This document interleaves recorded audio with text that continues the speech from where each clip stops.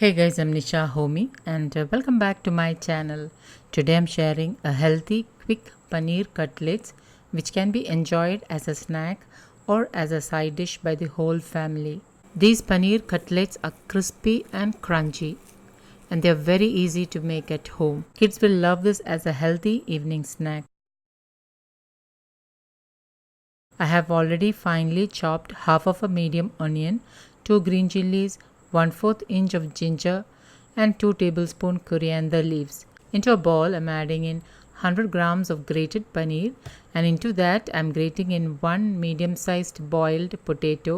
Add in half teaspoon turmeric powder, half teaspoon freshly ground black pepper powder. Note that adding black pepper powder when using turmeric will help the turmeric absorb faster into your body. Add in 1 teaspoon roasted jeera powder, 1 teaspoon pink Himalayan salt or as needed, half teaspoon garam masala, 1 teaspoon amchur powder also known as dry mango powder. I am also grinding 2 bread slices in my chutney grinder and once ground keep the breadcrumbs aside. Now add in 2 teaspoon arrowroot powder. Arrowroot powder is a healthier alternative to corn flour. Add in the chopped onion, green chilies, ginger, coriander leaves.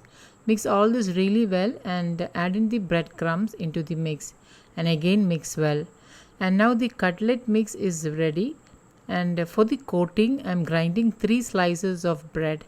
I am crumbling the bread slices into the same chutney grinder and once ground transfer the breadcrumbs to another bowl. To season the breadcrumbs, I am adding in 1 teaspoon freshly ground black pepper powder. You can increase or decrease black pepper to suit your taste.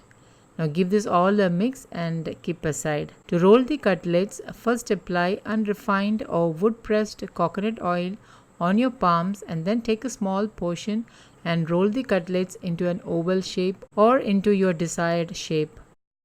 And then roll it in the breadcrumbs and keep it on a plate. Make cutlets like this with the rest of the dough mix. Heat a small cast iron kadai, add in some unrefined or wood pressed coconut oil. Once the oil is heated, carefully add in 3 cutlets and allow it to fry on medium flame.